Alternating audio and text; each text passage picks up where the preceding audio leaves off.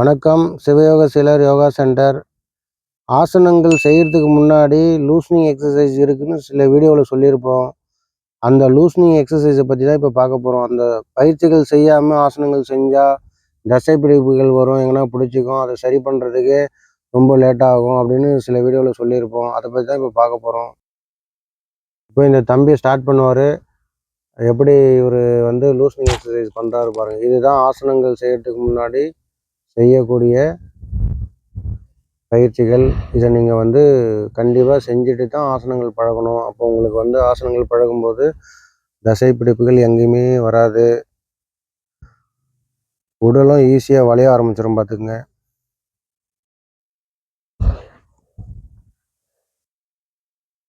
அந்த கையை சுற்றும் போது காதை ஒட்டி பண்ணிங்கன்னா உங்களுக்கு ஷோல்டர் நல்லாவே ஓப்பன் ஆகும்.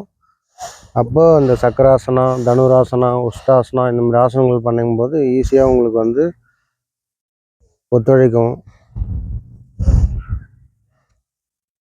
இது நாங்கள் ஷார்ட்டாக உங்களுக்கு ஒரு 3 டைம் செஞ்சு காமிப்போம். ஆனால் நீங்கள் ப்ராக்டிஸ் பண்ணும்போது கண்டிப்பாக ஒவ்வொரு பயிற்சியும் 10 முறை செய்யணும். இந்த லூஸ்னிங் எக்ஸசைஸ் இப்போ கையை மேலே தூக்குறாரு அப்படின்னா 10 டைம் செய்யணும்.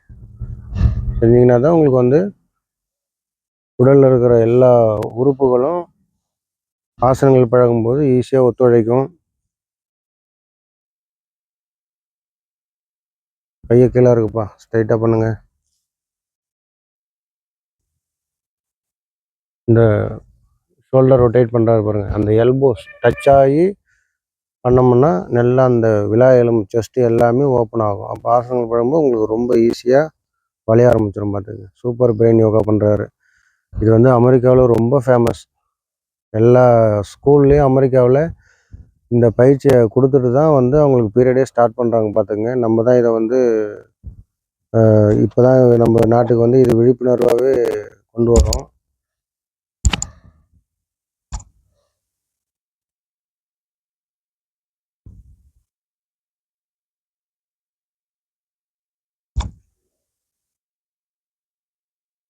உடலை வனப்புற செய்யக்கூடிய லூஸ்னிங் எக்ஸசைஸ்.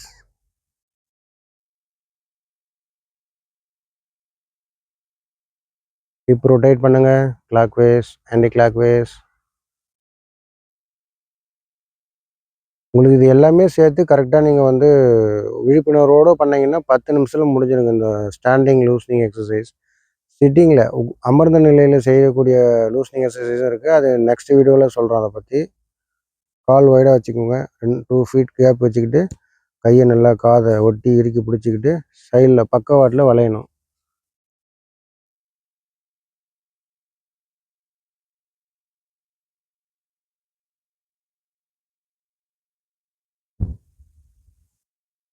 இந்த கை, அந்த பாடியோட அலைன்மெண்ட்டு, கால் இதெல்லாம் நீங்கள் கவனித்து எப்படி வளையிறாங்கன்னு பார்த்து பண்ணணும். சுவாசம் இருக்குது இதுக்கு. எந்த ஒரு பயிற்சியிலையும் நீங்கள் ரொம்ப சிம்பிள். சுவாசம் எப்படி நிறைய பேர் நம்மக்கிட்ட கேட்பாங்க. அதாவது எங்கெல்லாம் எக்ஸ்பேண்டல் ஆகுதோ அங்கே இன்ஹேல், எங்கெல்லாம் க்ளோஸ் ஆகுதோ அங்கே எக்ஸேல். ஆசனத்துக்கும் அதே தாங்க. பேக்வேர்டில் வளையும் போது இன்ஹேல், ஃபார்வேர்டில் வளையும் போது எக்ஸேல். இதை ஃபாலோ பண்ண முடிஞ்சால் பண்ணுங்கள்.